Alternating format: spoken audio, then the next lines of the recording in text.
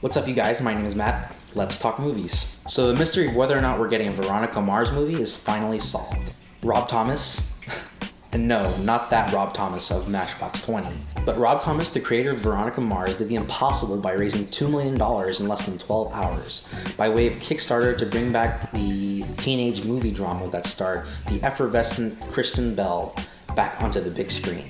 This is the first studio-owned property of its size to receive crowdfunding and get the green light for production. What Rob Thomas and company did here was very revolutionary. It could change the Hollywood landscape by taking advantage of crowdfunding that could really determine what gets released these days. This is both a blessing and a curse. It's a blessing in that fans who have long wanted to see their, beloved series in some form or another can really put down their own money and see that it gets made.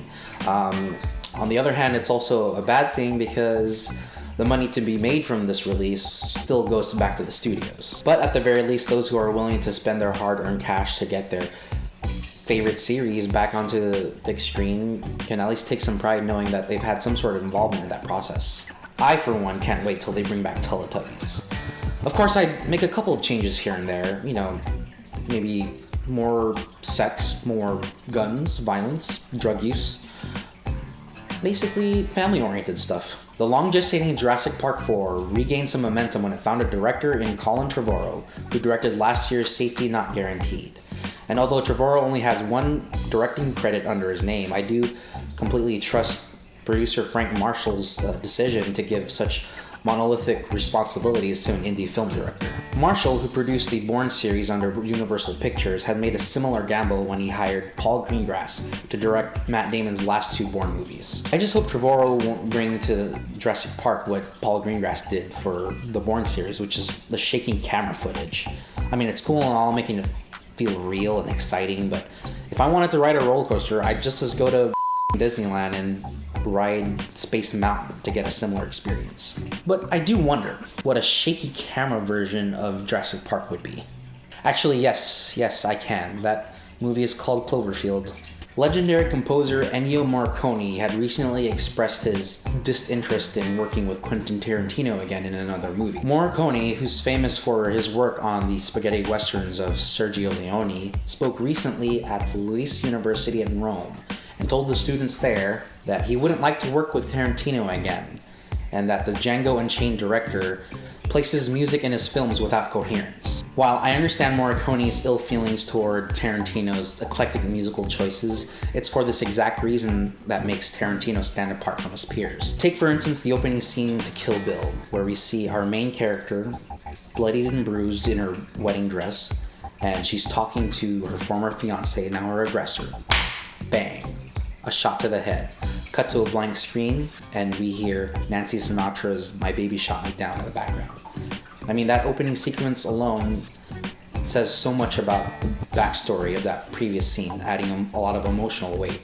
And from there, Tarantino lets us imagine the kind of storm our main character must have gone through.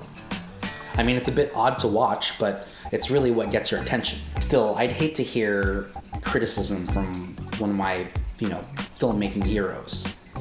I mean, I don't know what I would do if Spielberg were to one day see one of my videos and criticize me for some of the choices I made. Mr. Spielberg, what did I do to deserve this?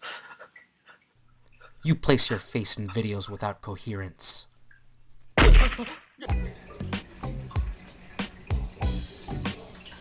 Okay.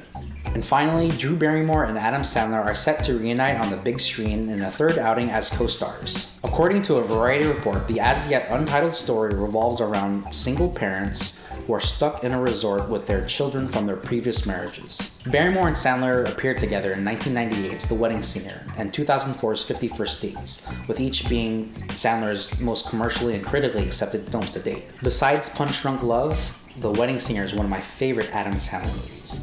And I'm particularly excited of this new collaboration because the director of The Wedding Singer, Frank Karachi, he's back on the director's chair, thus completing a trifecta of elements for hopefully a good romantic comedy. It's also interesting to note that Adam Sandler's last two on-screen movie appearances were Jack and Jill and That's My Boy. Both were financial and critical failures, each receiving numerous wins and nominations for the Razzie Award, which is the equivalent to the Academy Awards of hell. So if you're watching this, Adam Sandler, just know that everyone has rough days. So hang in there. Sir, one more outburst, I will strangle you with my microphone wire. You understand me? Anywho, that's it for Movie News this week. Don't forget to leave a positive or negative response in the comment section down below, and be sure to stick around for more movie news and reviews. Until then, thank you for watching. I hope you have a glorious week, and I'll talk to you guys later.